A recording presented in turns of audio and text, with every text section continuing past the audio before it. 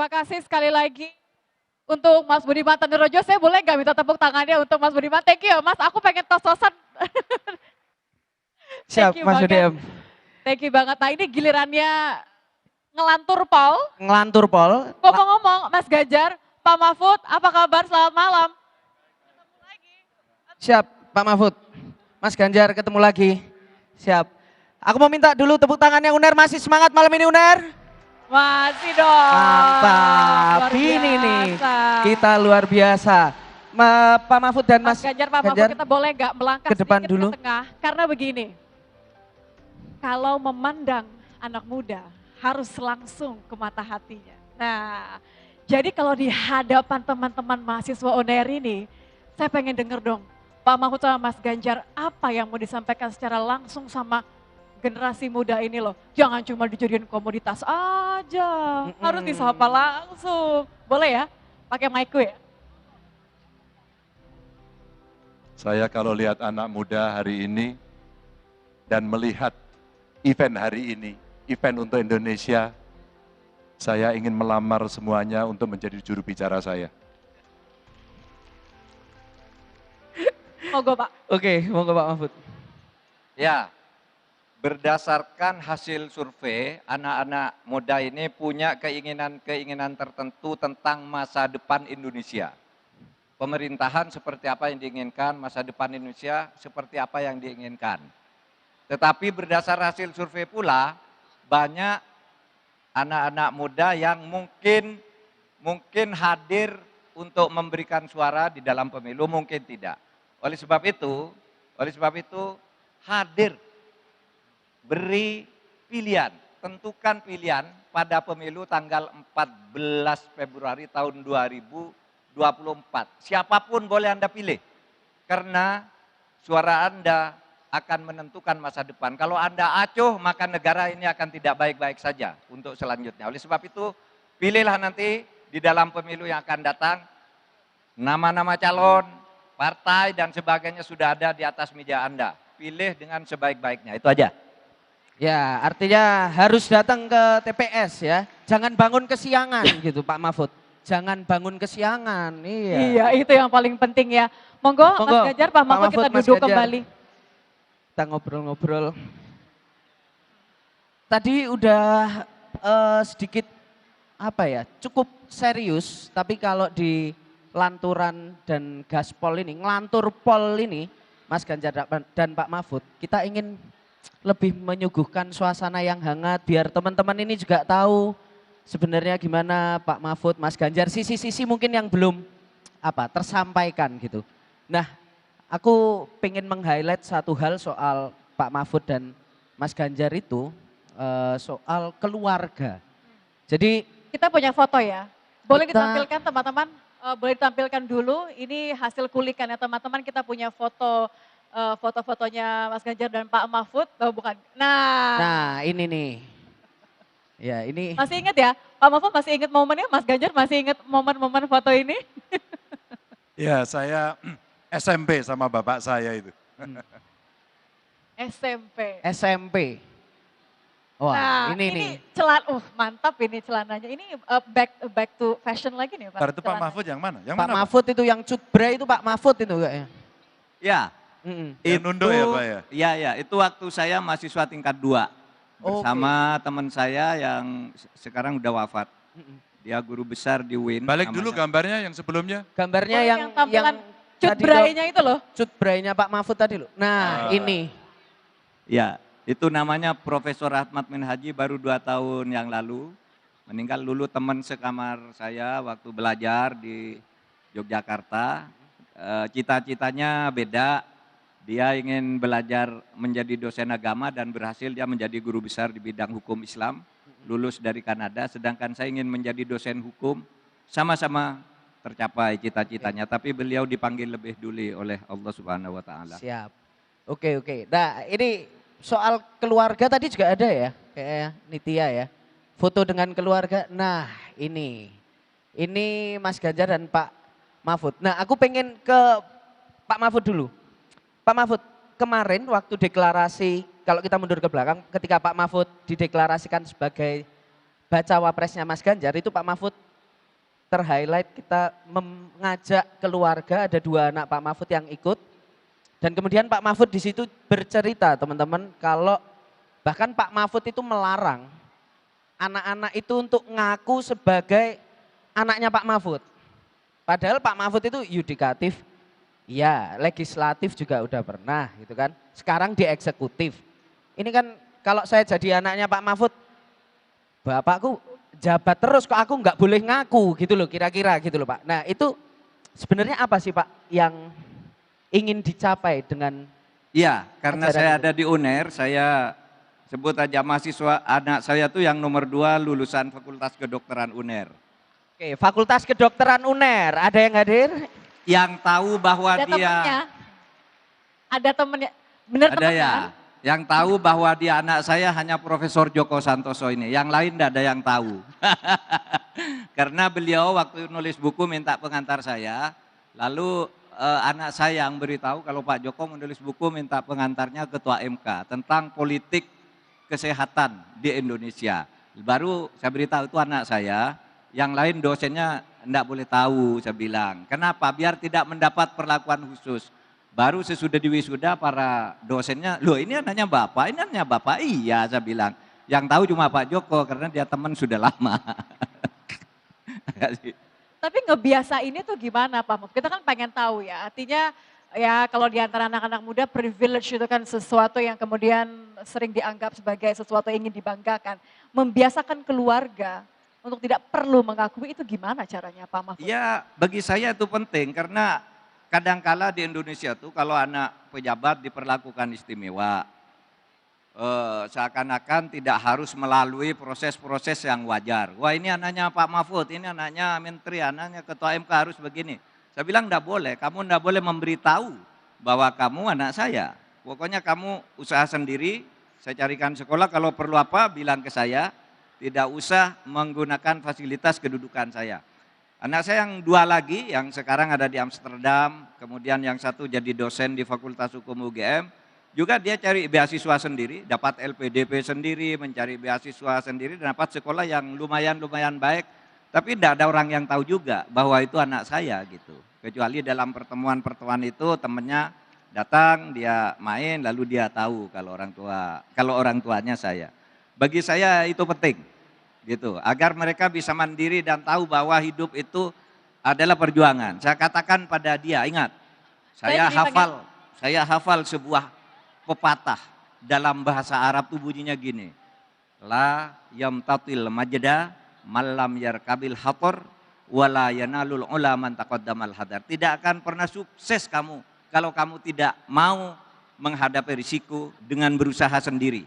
Dan tidak akan pernah berkedudukan apapun kalau kamu selalu takut sebelum melakukan sesuatu yang dianggap baik. Itu aja yang saya katakan, jalan. Siap. Nah beralih ke Pak Ganjar. Senyumnya kayaknya sepakat, karena kan saya ingat beberapa kali kita ngobrolin, mendengarkan Alam juga bilang bahwa hubungan antara ayah dengan anak, bapak dengan anak, antara Mas Ganjar dengan Alam juga, ini bagaikan apa ya, saya istilahnya waktu itu, Alam akan bergerak sendiri, berjalan sendiri sambil kemudian Mas Ganjar akan mengawasi dari belakang tanpa memberikan apapun, begitu kan, hanya mengawasi dari belakang. Ini kan dinamika yang manis tapi bagaimana ya, sulit pasti menjadi orang tua. Ngobrolnya biasanya bagaimana dengan Alam untuk memastikan bahwa everything's on track, tetap sesuai jalur tapi Alam punya jalan sendiri. Alam punya cita-cita dia. Suatu ketika saya nonton podcastnya dan saya lega. Karena waktu mau podcast dia nggak cerita, terus kemudian waktu ngobrol dia mikir sendiri. Lalu saya tonton diam-diam. Prof. Dia podcast. Ya nasib saya jadi anaknya Ganjar gitu kan. Pernah jadi DPR, sama tadi. Waktu itu dia tidak bisa mendapatkan fasilitas dan tidak akan diperhatikan karena apa? Dia masih kecil. Tapi begitu jadi gubernur, memang dia sudah menempatkan diri, saya akan berisiko. Maka dia sampaikan, sejak SD, SMP dia mulai ikut lomba-lomba, SMP dia pergi ke acara-acara yang berkelas internasional, terus kemudian dia menang, dapat gold medal, dan tentu saja pada saat itu dia sendiri mulai muncul konflik. Nanti kalau seperti ini, kalau saya juara, kamu anaknya gubernur. Tapi kalau tidak, gimana sih anaknya gubernur gak juara gitu. Yang suka saya dari alam, dia sudah menempatkan diri. Aku gak ada urusan, aku mau bekerja, aku mau usaha sendiri, dan kemudian semua berjalan seperti apa adanya. Wah, berjalan seperti apa ada. Ya, dia kemarin juga saya sempat riset-riset mengatakan bahwa ya it's okay kalau saya juga mungkin punya pilihan politik yang atau bahkan saya tidak memilih di dunia politik, itu katanya Alam adalah suatu kebebasan yang mungkin kalau kita lihat sekarang Mas Ganjar, kayaknya kok apa ya, kan misalnya Mas Ganjar ini sebagai politisi, biasanya ya pengennya anaknya juga ya ikutlah di politik. Misalnya ada bapaknya dokter, pengennya anaknya dokter. Kenapa Mas Ganjar, yang bahkan anaknya ini cuma satu loh, ini tunggal ini nggak pengen atau membebaskan Alam gitu? Iya, karena dia punya cita-cita dan saya tidak mau memaksakan dia menjadi saya. Ganjar adalah Ganjar, Alam adalah Alam, tugas saya sebagai orang tua mengontrol. Mengontrol agar tidak offside saja. Tidak offside, tidak terlibat narkoba, tidak terlibat hal-hal yang negatif gitu ya. Itu tugas saya mengawal dia. Dan tentu saja dalam sebuah podcast saya juga kaget juga. Ini podcast yang lain saya lihat. Masih diem-diem juga nontonnya. Ya, saya nonton dan waktu itu dia bilang gini, ya ini kira-kira bikin orang tersinggung nggak ya? Emang kenapa? Kayaknya waktu podcast itu hard talks gitu ya, jadi agak nggak enak gitu. Terus saya lihat gitu, saya nggak apa-apa, asik-asik aja gitu. Dan yang menarik adalah pertanyaan tentang politik itu. Ya, dia pengen bisnis, ada darah saya pasti dia tertarik politik, saya tahu itu. Tapi pada sisi yang lain dia mengatakan begini, karena ini hostnya bertanya, siapa politisi idolamu? Saya kaget, saya pikir ayahnya. Ternyata dia tidak mengidolakan saya. Itu rasanya gimana tuh Mas Ganjar? Oh enggak, buat saya ini anak punya prinsip. Lalu dikatakan waktu itu jawabannya, politisi idolanya yang dalam atau luar negeri gitu. Luar negeri dulu, saya mengidolakan Obama. Kenapa? Dia kulit hitam dan kemudian dia menjadi pemecah telur kira-kira gitu ya, yang pertama. Nah yang menarik politisi dalam negerinya. Saya pikir saya atau Pak Mahfud gitu. Nah ini. Ternyata dia pilih Kaisang. Oh, okay. Dia pilih Kaisang dan saya tertawa-tawa, senyum-senyum begitu. Jadi artinya saya menanamkan, kamu anak tunggal saya, tapi kamu tidak boleh manja. Kamu harus mandiri, kamu harus survive, kamu harus berusaha. Jadi adalah nilai-nilai yang kemudian mesti kita berikan kepada anak-anak kita. Mantap. Sebelumnya kita ngobrol juga tadi sama Mas Ipin, Bupati Trenggalek, anak muda juga yang keren sekali. Dia mengingatkan kita quotes dari Tan Malaka bahwa idealisme ini adalah sesuatu yang membuat anak muda ini hal terakhir yang menjadi keistimewaan dari anak muda. Kita kasih kesempatan untuk mahasiswa bertanya ya, Pak Mahfud, Mas Ganjar ya. Ini sebenarnya dari hari Jumat sudah ada 1.000 lebih pertanyaan yang masuk. Jadi kami sulit sekali untuk memilih, karena kan gak mungkin kalau ditanyain semua. Jadi kami mencoba untuk pilih mana pertanyaan yang paling mewakili, dan kita akan berikan kesempatan untuk mahasiswa yang satu ini. Silakan sebutkan nama, pertanyaannya apa. Baik, Assalamualaikum warahmatullahi wabarakatuh. Selamat malam Pak Ganjar. Perkenalkan, nama saya Khalid Muhammad Yuda Negara, biasa dipanggil Yuda, dari Fakultas Hukum, Prodi Ilmu Hukum. Fakultas Hukum mana suaranya? Hukum UNER, oh mantap. Izin bertanya Pak, di masa sekarang kan terdapat maraknya isu kesewenangan aparat penegak hukum. Ya. Yang dimana isu kesewenangan itu sebenarnya terdapat sistem yang dimana itu dari atasan sampai bawahan dan dari bawahan sampai atasan. Nah, menurut saya sebagai mahasiswa Fakultas Hukum, hukum di Indonesia itu sudah baik Pak, bahkan sangat baik.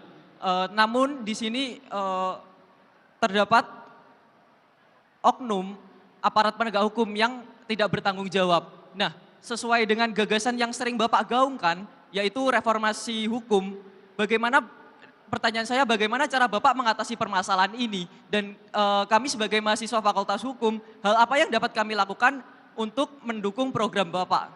Begitu Pak, sekian dari saya, terima kasih. Yuda, kamu pengen saya yang jawab atau Pak Mahfud?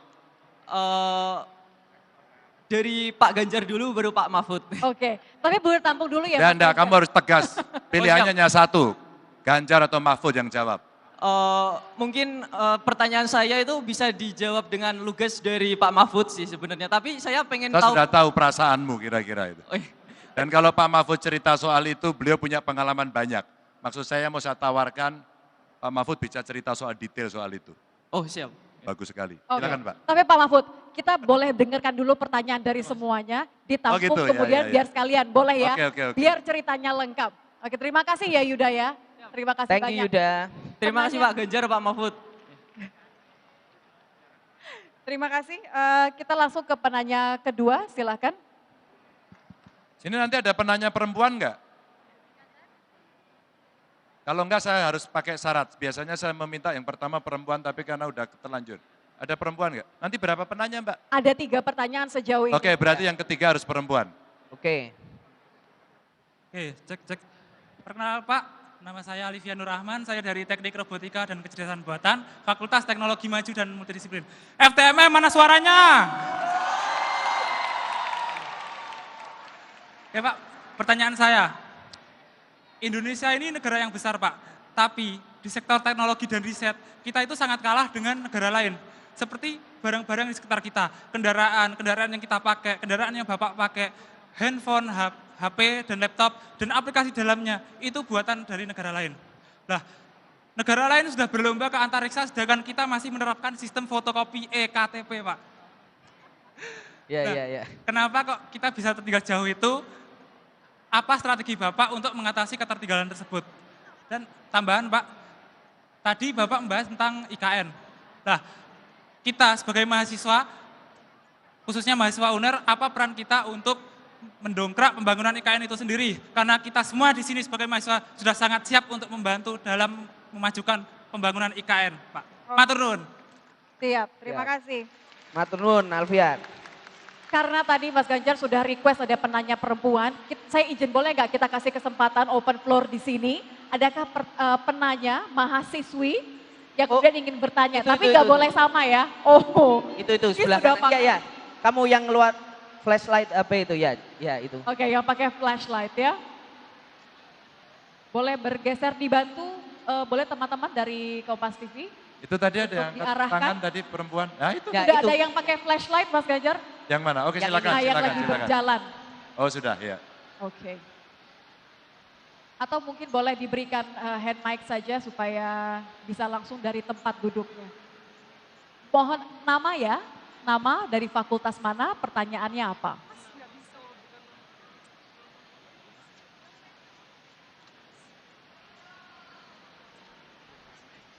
Coba dicek dulu. Cek. Perlu pakai mic saya Atau mau saya hampiri supaya saya bisa. antar. Oh, dialihkan Oke. ke sebelah sana. Ya. Diarahkan, karena disiapkannya sebelah sini sebenarnya. Ini niat lo tadi pakai flashlight segala ya. Silahkan, nama? Baik, terima kasih. Mohon izin memperkenalkan diri. Saya Diana Aulia Firda dari Fakultas Vokasi.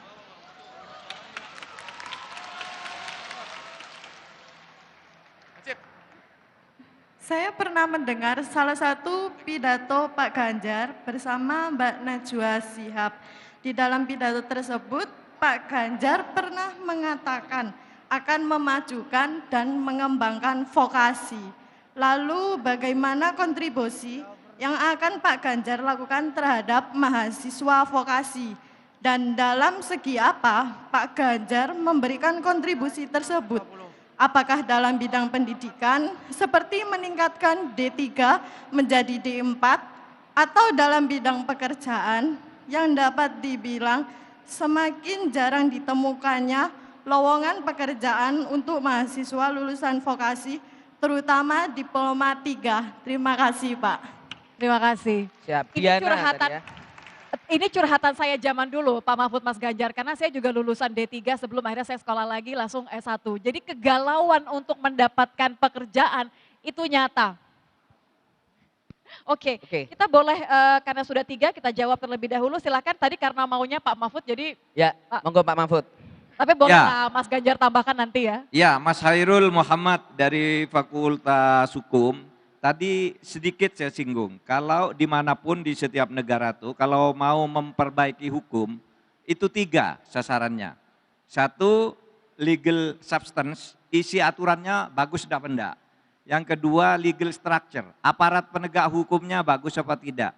Yang ketiga, legal culture, budaya hukumnya bagus apa tidak. Kalau ini udah bagus, negara itu akan bagus.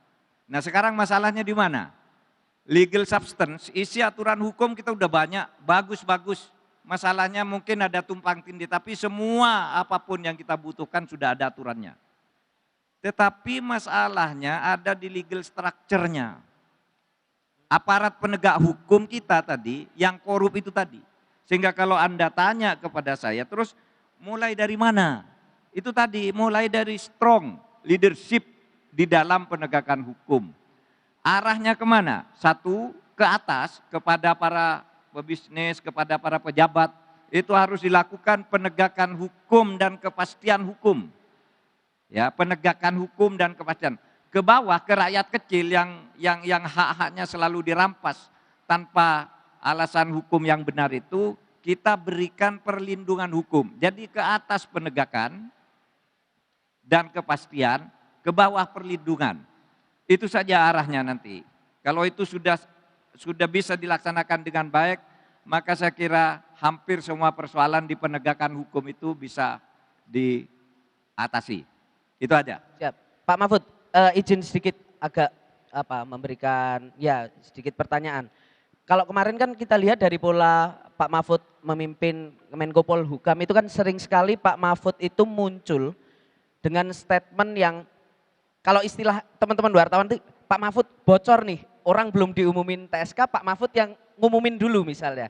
Nah tapi dalam proses tadi soal aparat penegak hukum itu Pak, sebenarnya ketika Pak Mahfud di Kemenko Polhukam itu apa sih Pak tantangan terbesarnya, kenapa kadang-kadang aparat penegak hukum ini mandek prosesnya atau bahkan mereka juga ada beberapa oknum yang justru terlibat dalam hal-hal ya terkait dengan masalah hukum ini?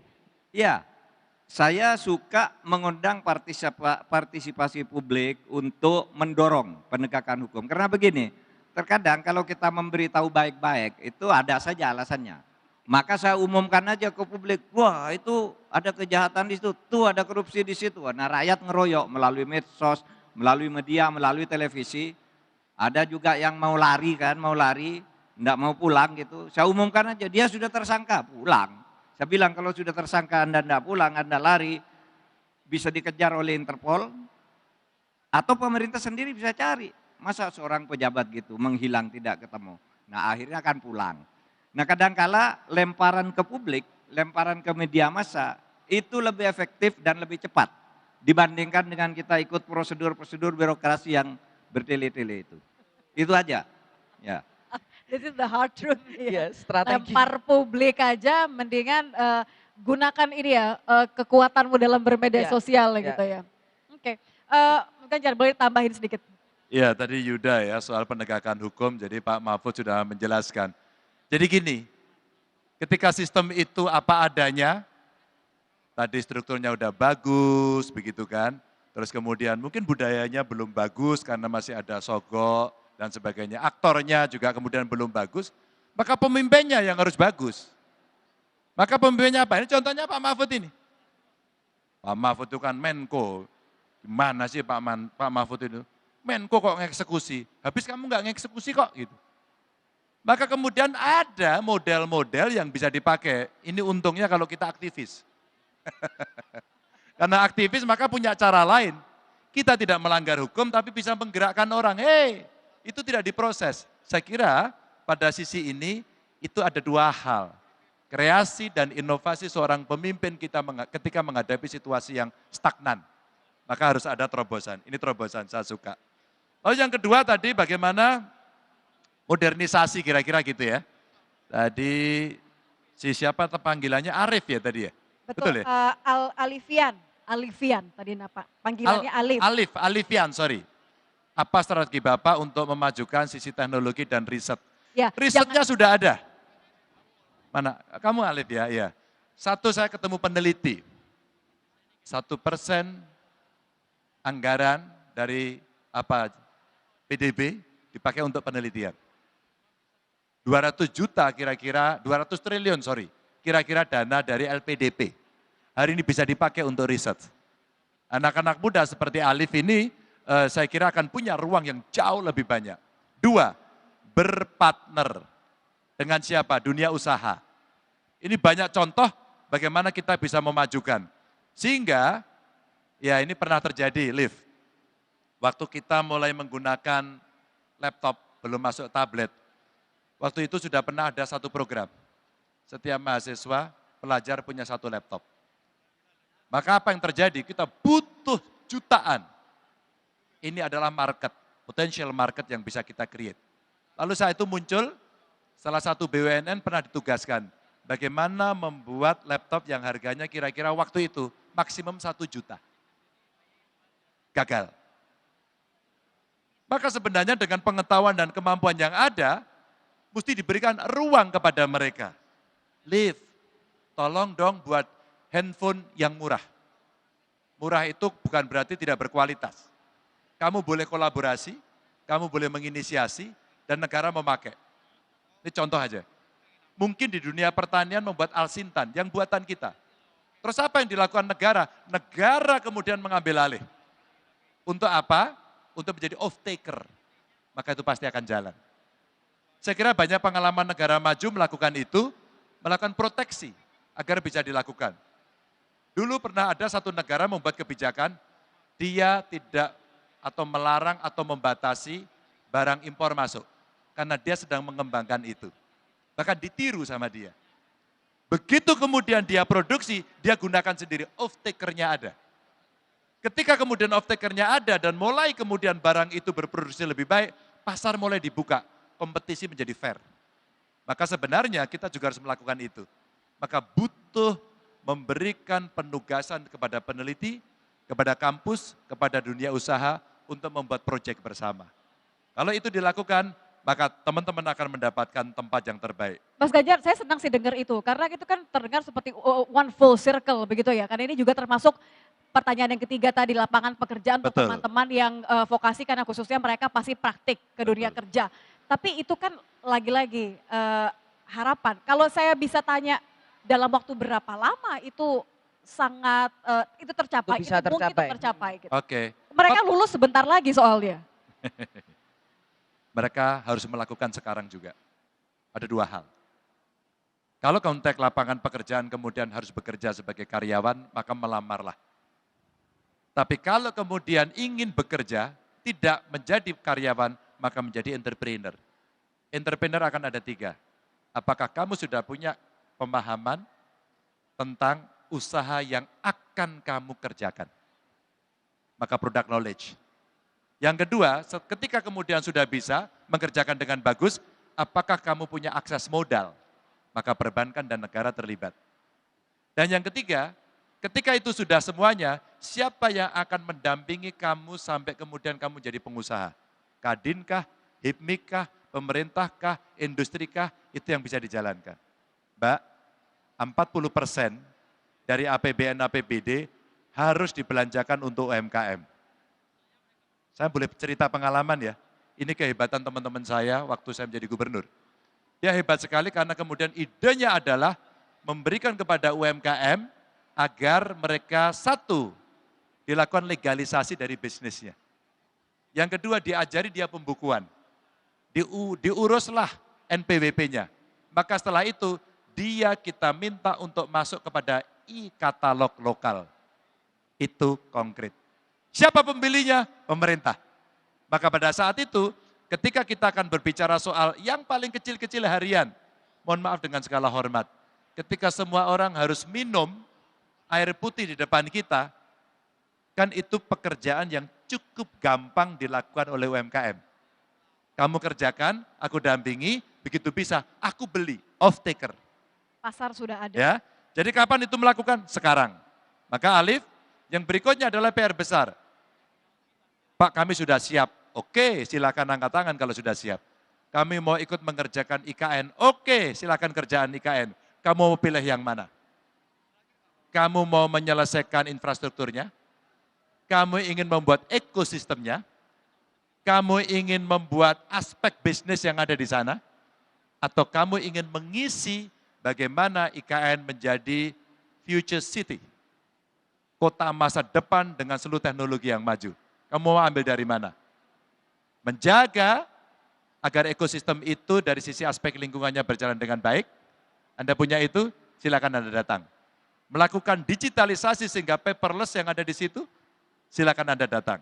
Sehingga Alif, kamu bisa melakukan apapun dengan timmu, dengan dosenmu, dengan siapapun yang kemudian bisa berkontribusi. Dan tadi, siapa Dari, nama ketiga? Diana, betul ya? Diana, betul ya? Firda tadi ya. Pak Ganjar pernah ngobrol sama Najwa, pernah bilang ingin memajukan vokasi. Ya, Betul. Apa kontribusi yang akan dilakukan? Sebenarnya saya punya cerita, ini menarik, Diana. Saya bacakan aja ya. Pada saat saya bicara dengan Indef, kita bicara soal ekonomi. Tiba-tiba ada yang memberikan catatan kepada saya ini. Dia namanya Didik Purbadi, dia mengelola kawasan industri Kendal. Kebetulan teman kuliah saya.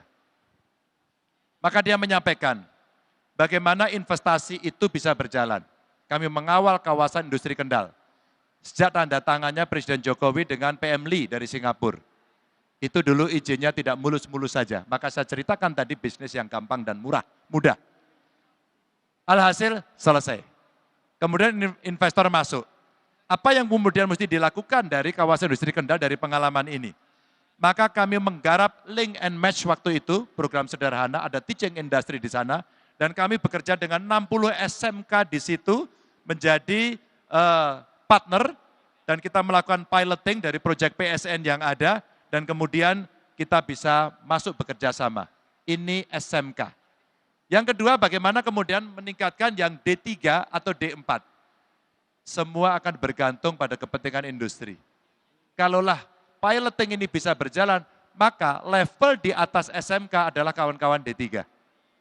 Hari ini yang bisa kita lakukan adalah ketika investasi masuk, maka manpower planningnya harus mesti ada. Maka kita tawarkan Anda akan menggunakan SDM dari kita. Disitulah kemudian vokasi akan berkembang. Tapi vokasi pun kampus bisa kita ajak bicara. Apakah kampus kemudian bisa mengisi, mendesain SDM, vokasi yang sesuai dengan kebutuhan itu. Jika jawabannya iya, maka selesailah pekerjaan ini. Dan Anda boleh melanjutkan kepada D4, bisa ke S1, S2, S3, dan seterusnya. Maka cara ini dari praktek yang sudah ada bisa kita laksanakan. Bahkan ketika kami mendapatkan keluarga miskin dan kemudian kita harus lebih cepat, sekolah vokasi yang paling cepat. Pengalaman saya sih waktu itu membuat namanya SMK Jateng, 3 tahun mereka sekolah, dijamin semuanya oleh pemerintah, tahun keempat dia sudah bekerja di seluruh dunia. Artinya apa? Artinya sebenarnya vokasi dalam konteks industrialisasi yang sedang berjalan menjadi sebuah mitra, sehingga kita butuh memfasilitasi untuk mereka bisa kolaborasi. Diana, mudah-mudahan menjawab. Terima kasih. Terima kasih sekali lagi untuk teman-teman dan juga yang 1000 pertanyaan yang sudah masuk ini. Saya boleh minta tepuk tangan untuk teman-teman mahasiswa yang ada di sini. Teman-teman UNER tepuk tangan Kalian dulu luar ya. biasa.